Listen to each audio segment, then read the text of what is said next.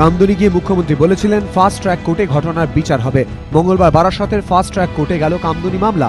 কামদুনি কাণ্ডে চার্জশিটে যে 6 জনের নাম রয়েছে এদিন তাদের বারাসত সিজিএম আদালতে তোলা হয়। তাদের হয়ে কোনো আইনজীবী মামলা লড়তে না চাওয়ায় চার্জশিটের কপি তুলে দেওয়া হয় 6 অভিযুক্তের হাতে।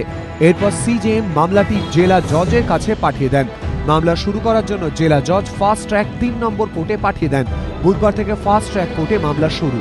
এদিকে চার্জশিটের নাম না থাকলেও কামদুনি কাণ্ডে ধৃত অপর 2 অভিযুক্তকে 14 দিনের জেল হেফাজতের নির্দেশ দিয়েছে আদালত।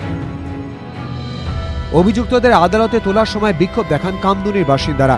কলেজ ছাত্রীকে ধর্ষণ করে খুনের ঘটনায় ফের দোষীদের কড়া শাস্তি দাবি করেন তারা।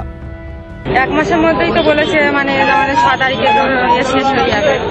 1 মাস পূর্ণ হয়ে যাচ্ছে, আমরা 6 তারিখ পর্যন্ত অপেক্ষা করি, দেখি 6 তারিখে কি হয়। রেল প্রতিমন্ত্রী অধীর চৌধুরীর অভিযোগ, প্রশাসন ও জনপ্রতিনিধিদের উদাসীনতার জন্যই রাজ্যে একের পর এক এই ধরনের ঘটনা ঘটছে। চাকরি নয়, টাকা নয়, পরিবার শুধু চেয়েছিল মেয়ের ওপর নৃশংস অত্যাচারের যথাযথ বিচার, অভিযুক্তদের শাস্তি। ন্যায় বিচারের আশায় এখন তাই আদালতের দিকেই তাকিয়ে কামদুনি কাণ্ডে মৃতার পরিবার। প্রকাশ সিংহ, সমীরণ পাল, এবিপি আনন্দ।